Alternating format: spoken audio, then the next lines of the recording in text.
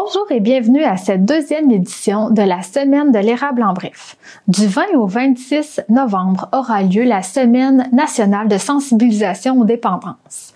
Pour nous informer en avance sur la problématique de dépendance, nous avons décidé d'inviter en studio Madame Andréane Lecourt, coordonnatrice clinique d'Action Toxicomanie. Madame Lecourt nous expliquera la définition du mot dépendance, l'influence sociale pour s'initier à une dépendance, son impact social, la partie de la population la plus affectée, les types de campagnes de sensibilisation, l'impact de la légalisation du cannabis sur la consommation et d'autres sujets. Bonjour à tous. Cette semaine, pour la semaine de la sensibilisation aux dépendances, nous recevons Madame Andréane Lecourt qui travaille pour Action Toxicomanie. Bonjour, ça va bien? Ben oui, bonjour. Oui, ça va bien, merci. Donc, expliquez-nous un peu votre parcours professionnel au sein de Action Toxicomanie. Ben en fait, moi, chez Action Toxicomanie, j'ai commencé comme intervenante dans les écoles secondaires.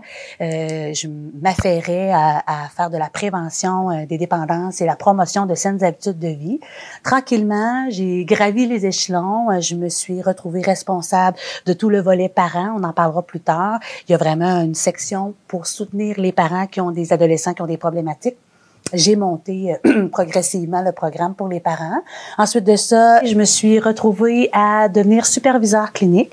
Donc, je suis devenue responsable d'une équipe d'intervenants qui octroyait les services là, dans les écoles primaires et secondaires. Et tranquillement aussi, je suis devenue responsable du programme Développe Action. Le programme Développe Action, c'est un programme d'atelier qui est déployé dans les classes. Donc, j'en suis responsable encore à ce jour. Et maintenant, coordonnatrice là, de tous les services cliniques qui sont offerts chez Action Toxicomanie. Et pour cette semaine-là de sensibilisation aux dépendances, qu'est-ce que c'est une dépendance? Une dépendance, en fait, on peut être dépendant à bien des choses. Souvent, quand on entend le terme dépendance, on pense aux substances, le cannabis, l'alcool et d'autres substances. On peut être dépendant aussi aux écrans. On appelle ça, souvent on entend le terme cyberdépendance. Nous, on utilise davantage le terme utilisation problématique des écrans parce que la cyberdépendance fait référence à une problématique qui est beaucoup plus grave, qui est plus ancrée. On peut être dépendant à toutes sortes de choses, mais qu'est-ce qu'une dépendance, en fait? Il y a plusieurs critères là, pour définir une personne qui a une problématique de dépendance, mais je vous résumerai ça en 3 grands critères. Donc, le premier, c'est une perte de contrôle. J'essaie de me contrôler, mais j'y parviens pas. Par exemple, je m'étais dit que je consommerais pas durant le week-end. Ça a été plus fort que moi. J'y suis allée quand même. Ensuite de ça, pensée obsédante. C'est-à-dire que j'y pense constamment. Je suis en classe ou bien je suis dans un party. Je m'étais dit que je consommerais pas, mais c'est constamment dans ma tête l'envie de consommer est là. Donc, les pensées obsédantes, c'est un critère. Et l'autre, un des critères importants, c'est le fait de vivre des conséquences de ces habitudes-là de dépendance. Donc, que ce soit au niveau relationnel avec les parents, les amis, que ce soit au niveau fonctionnel, dans mon travail, à l'école.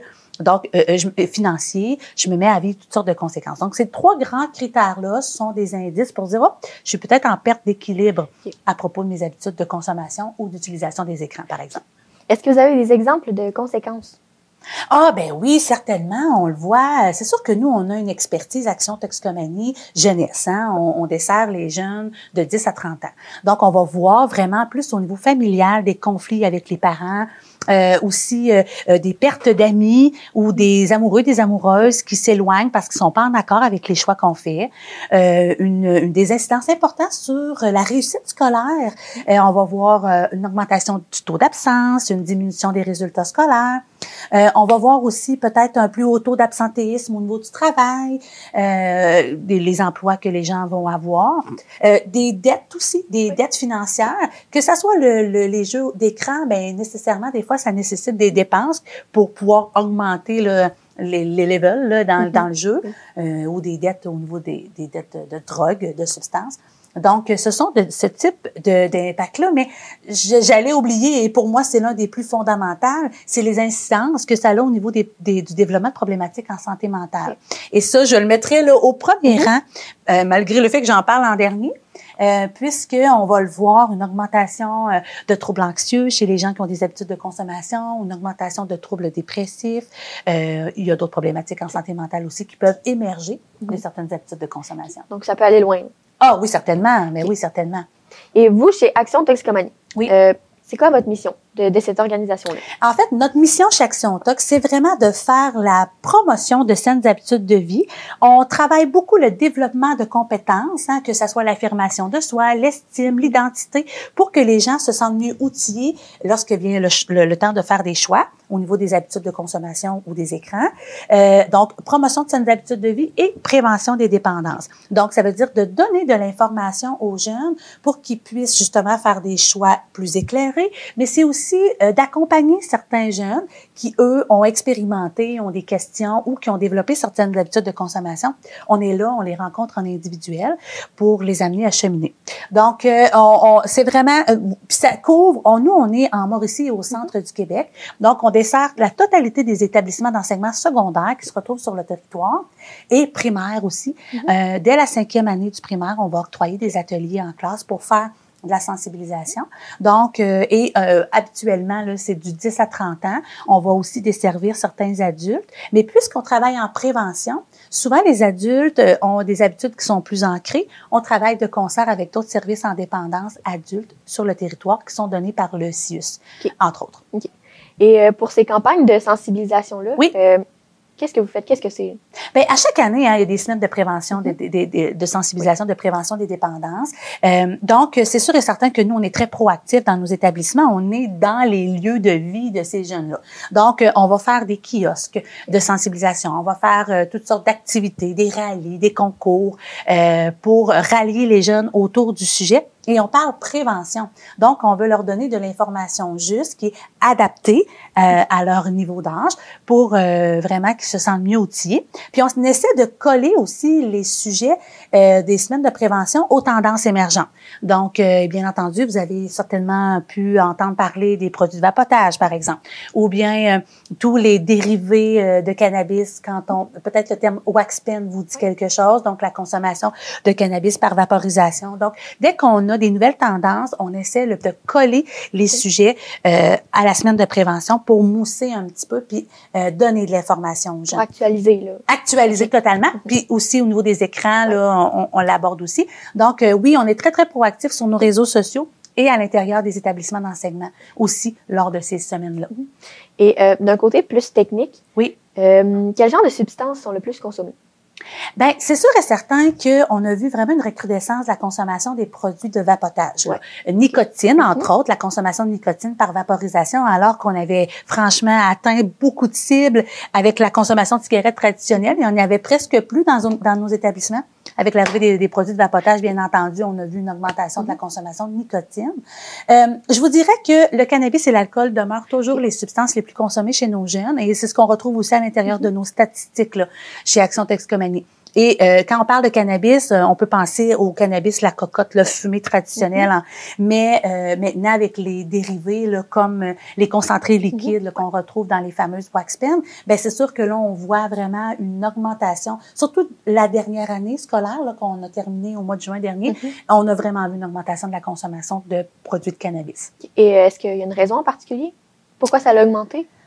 Ben c'est une excellente question. C'est difficile de donner un point précis sur le pourquoi. Bien entendu, la pandémie n'a pas aidé. On a vu vraiment une augmentation de la détresse psychologique chez les élèves. Donc, vous savez, la consommation de substances ou la consommation d'écran, ça a une fonction.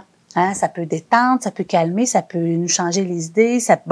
Alors qu'il y a bien d'autres façons là de changer. Puis c'est ce qu'on targue à dire là, tu sais qu'il y a plein d'autres façons plus saines. Mais parfois, certains jeunes vont découvrir la substance dans des contextes plus difficiles de vie. La pandémie, bien entendu, a été une période difficile. Donc, on a vu, oui, une augmentation de la détresse et donc de la consommation chez les jeunes. L'accessibilité de ce type de produit-là. Okay. Bien entendu, là, quand on regarde la wax pen, on a sorti beaucoup dans les médias pour sensibiliser les parents au fait que les jeunes se commandent ça en ligne. Ah. Et ils reçoivent à la maison. Donc, des fois, ça nécessite la signature d'un parent. Soyons vigilants, chers parents, quand ça nécessite une signature. Ça ne veut pas nécessairement dire que c'est un jeu vidéo. Peut-être questionner, s'intéresser au contenu. Mais des fois, ça ne nécessite pas du tout non plus de signature. Donc, vraiment, l'accessibilité à ce type de produit-là a été une des raisons de l'augmentation de la consommation. Et en dernier lieu, je dirais, là, ce qui me vient rapidement en tête, c'est aussi la facilité qu'on a à les dissimuler. Les produits de vapotage, que ce soit la nicotine ou que ce soit les concentrés liquides de cannabis, ça sent la barbe à papa, ça sent les fruits.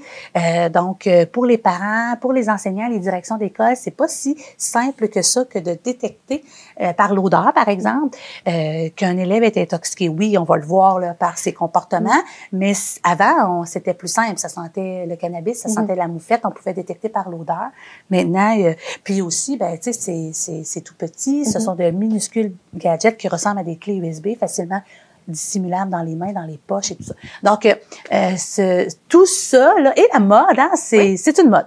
Le lifestyle associé à la consommation de produits de vapotage a été très, très moussé sur les réseaux sociaux par différents influenceurs. Ça a attiré les jeunes. Et alors voilà, tu sais, c'est différents facteurs. Je pourrais vous en nommer d'autres, mais c'est ce qui me vient rapidement en tête. Okay. Et pour information, oui? Comment on peut voir que quelqu'un est intoxiqué? Bien, tout dépendamment de la substance, hein, parce que les substances appartiennent à différentes familles, catégories de drogues. Donc, les stimulants, si on prend les stimulants, ben là, je vais vous donner des particularités, mais on pourrait en parler bien longtemps. Là. Les stimulants, on va voir des gens qui sont plus agités, souvent la petite jambe qui shake, se ronger les ongles. On peut, si on consomme de façon plus régulière ce type de produit-là, même développer certains tics nerveux. Okay. Donc, les stimulants, on va voir une forme d'agitation. La personne parle beaucoup. Physiquement aussi, des fois, ça peut être difficile de contrôler cette espèce d'énergie artificielle-là. Donc, là, ce sont rapidement des symptômes. Si on pense à l'alcool, on peut penser à une certaine forme de nonchalance, une difficulté à parler, un peu l'odeur aussi de l'alcool, c'est assez dissimulable. Une forme aussi de ralentissement. On parle plus lentement, on marche plus lentement. Donc, l'alcool appartient à la famille des dépresseurs, ça le dit. Donc, on ralentit tout le système intérieur, hein, nos poumons, le cœur, mais aussi notre physique, notre corps. Quand on pense à la famille des perturbateurs, c'est la famille sous laquelle on va retrouver les substances hallucinogènes. Donc là, on est un petit peu plus en perte de contrôle, on va rire, il va y avoir de l'euphorie, on va avoir des drôles d'idées, des drôles de discours. Mais le cannabis appartient à cette famille-là. Okay. C'est pas tout le monde qui va faire des hallucinations sur le cannabis, mais on va voir, par exemple, avec le cannabis, les yeux rouges, les yeux plus petits, la bouche pâteuse, une forme de nonchalance, difficulté de concentration. La personne est plus lunatique, elle part plus dans ses idées. Pour un parent, là, le fameux trip de bouffe, là. Hein, on en entend souvent parler, le jeune, après un certain moment dans son épisode de consommation, va ressentir vraiment une envie de manger, donc vider les gardes-manger. Mais il faut faire attention, hein, s'il y a des parents qui nous écoutent, l'adolescence, c'est ça aussi, là. Hein, ils mangent beaucoup à l'adolescence, mais les fameux trips de bouffe, là, c'est vraiment caractéristique. Donc, grossièrement, là, c'est ce qui me vient en tête aussi. Il y a plusieurs symptômes. Oui, vraiment. Puis, tu sais, je vais le répéter plus tard, mais vous avez des questionnements à propos des substances spécifiques. Vous pouvez consulter notre site web www.actiontox.com où on retrouve une multitude d'informations sur les différentes substances. Et quel impact sociaux peuvent avoir ces dépendances-là, de tous les genres, là, des écrans, l'alcool, les substances? Est-ce que ça peut influencer au niveau familial, le travail, les études? C'est sûr et certain que le fait d'avoir faut faire attention, il y a différents types de consommateurs, il y a les occasionnels, les explorateurs, tu sais. Souvent, eux, ça a le peu d'impact, ils sont en contrôle. Puis bon, mais tu sais, quand on en arrive à une consommation qui est plus régulière, jeunesse, là, quand on parle jeunesse, une consommation régulière, c'est une fois par semaine pendant au moins un mois. OK? Donc, souvent, les gens, quand on donne cette information-là, ils font un peu le saut parce qu'ils s'attendent, quand on parle de consommation régulière, à plusieurs fois par jour ou plusieurs fois par semaine. Mais non, c'est une fois par semaine pendant au moins un mois.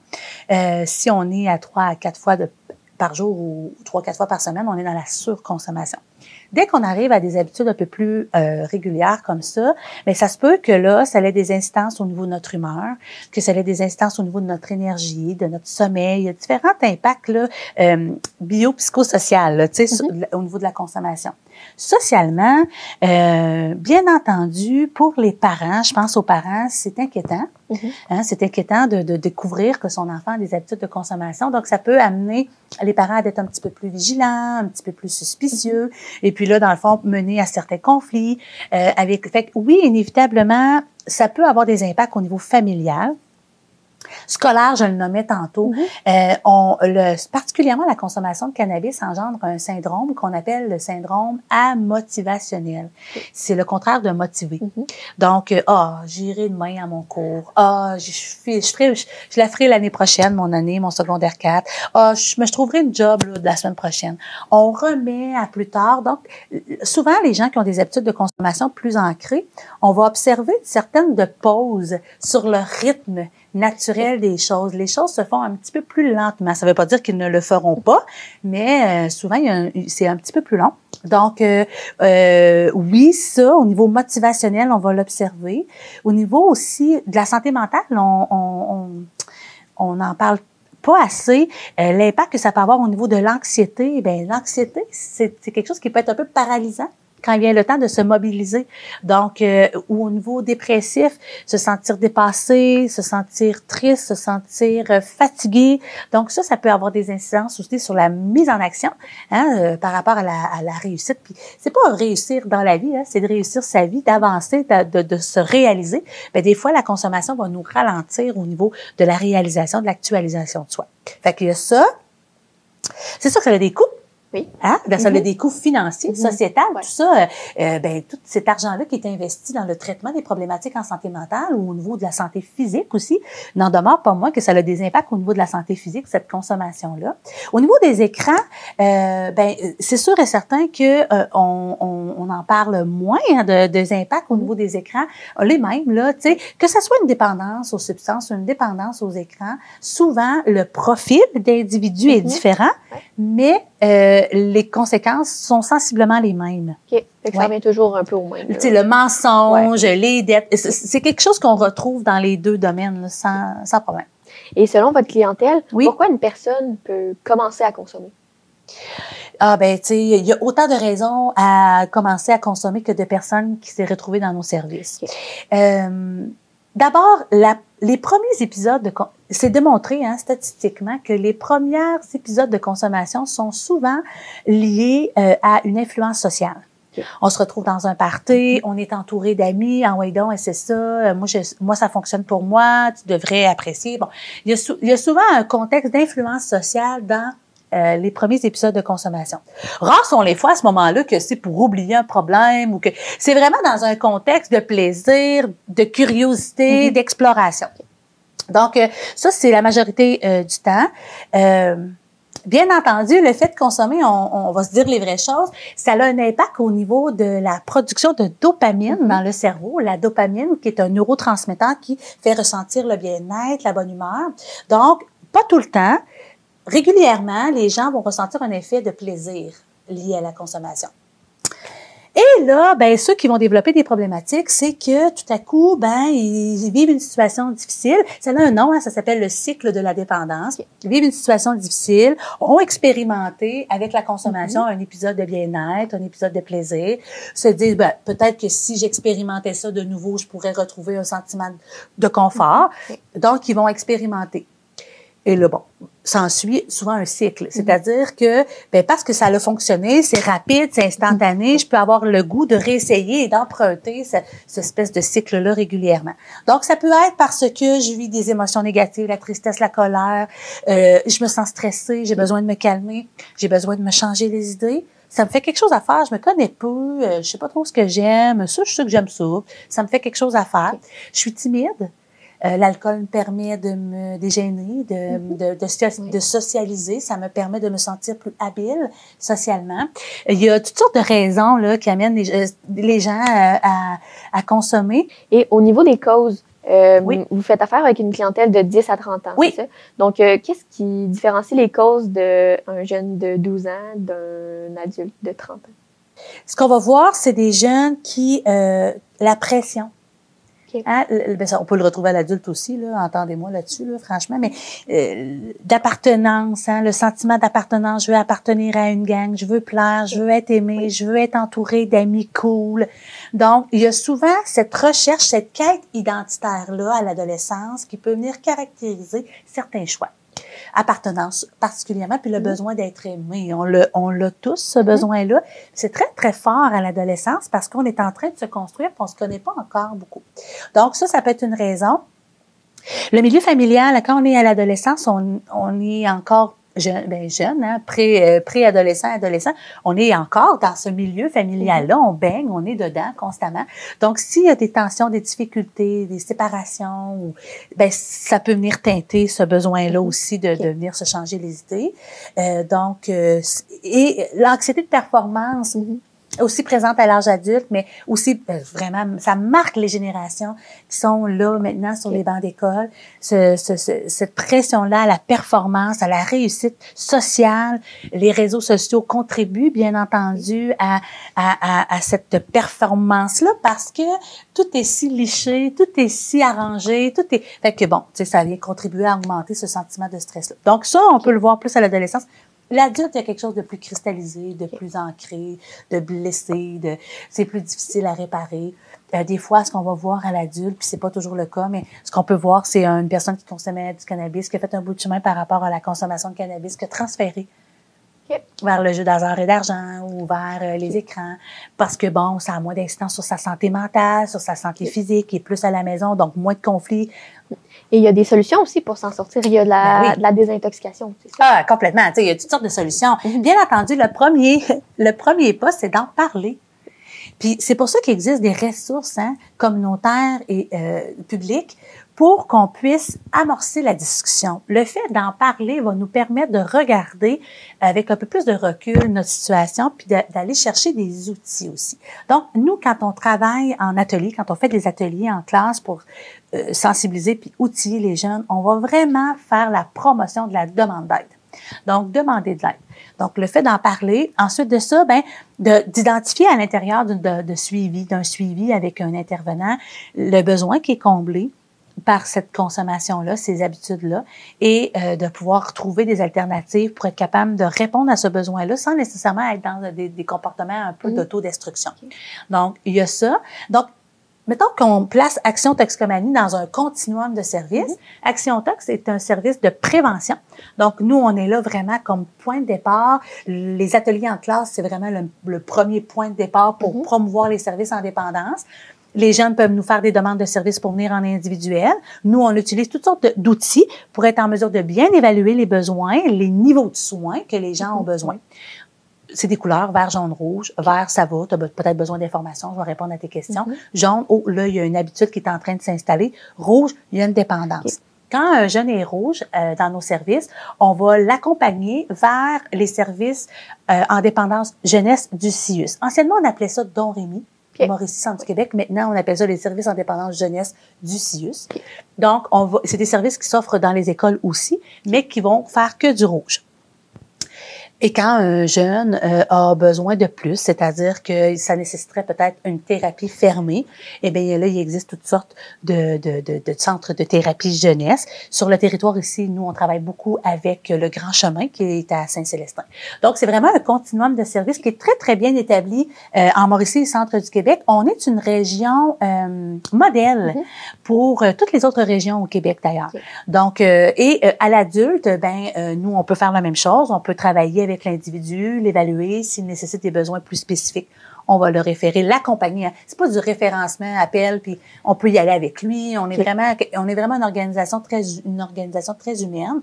On accompagne les gens vers le bon niveau de soins. Et s'il y a des besoins au niveau thérapie fermée, au niveau des adultes, il y a toutes sortes de possibilités. On peut penser pas le Grand Chemin, il y a un centre de thérapie fermée offert par le service en dépendance adulte, qui est à Pointe-du-Lac, mais il y a les pavillons de la Suétude de ce monde. Il y a toutes sortes il y a le centre de thérapie à Arthabasca, il y a toutes sortes de centres qui sont disponibles pour soutenir les adultes qui veulent avoir un arrêt d'agir. Pour terminer, est-ce que vous auriez un message peut-être pour les gens qui sont aux prises avec les dépendances ou un message? Si je peux me permettre vraiment, si par le fait que tu entendes l'entrevue aujourd'hui, tu te dis, ben moi, je me sens rejoint, il y a des critères que la personne a énoncés qui me rejoignent, ben la première chose que tu peux faire, c'est communiquer. Dans tous les établissements d'enseignement Mauricie Centre du Québec, il y a un intervenant en prévention des dépendances qui est là. Donc, tu peux aller cogner à sa porte. Tu peux peut-être lui demander un petit moment après un atelier pour pouvoir nommer tes inquiétudes. Puis tout de suite, tu vas être pris en charge pour être rencontré puis qu'on puisse répondre à tes questions. Il y a aussi le site web d'Action Toxicomanie, www.actiontox.com. C'est truffé d'informations pour les intervenants, pour les jeunes et pour les parents. Et si vous êtes un parent, sachez qu'Action Toxicomanie offre des services spécifiques aux parents, que ça soit, ça peut être un besoin ponctuel, je viens de trouver une substance, je sais pas quoi faire avec, je sais pas comment intervenir avec mon enfant. Si vous voulez avoir aussi du suivi, plusieurs rencontres avec un intervenant, ça se fait aussi chez Action Tox. Et il y a aussi le service de groupe de parents qui avait été mis un peu sur pause là, pendant la période de la pandémie et qui tend à revenir en place. Donc, vraiment, en communiquant chez Action Toxicomanie, vous avez toutes les coordonnées sur le site web. Vous allez avoir accès à une batterie de services. Mais vous, les jeunes, si jamais vous avez besoin de quoi que ce soit un jeune adulte ou dans les écoles aux adultes, ou même tu n'es plus sur les bancs d'école, mais ça te rejoint le message aujourd'hui, rentre en contact avec nous. On a des intervenants qualifiés, experts dans le domaine qui sont vraiment là pour vous soutenir. Et il n'y a pas de délai. Dès qu'on appelle chez Action Tox, c'est immédiat. On a un service et un rendez-vous souvent dans la même semaine. Il n'y a pas de délai. Donc, voilà, vous êtes la bienvenue. Merci d'être venu pour nous éliminer sur ce sujet-là. Ça me fait vraiment plaisir. À bientôt. À la prochaine.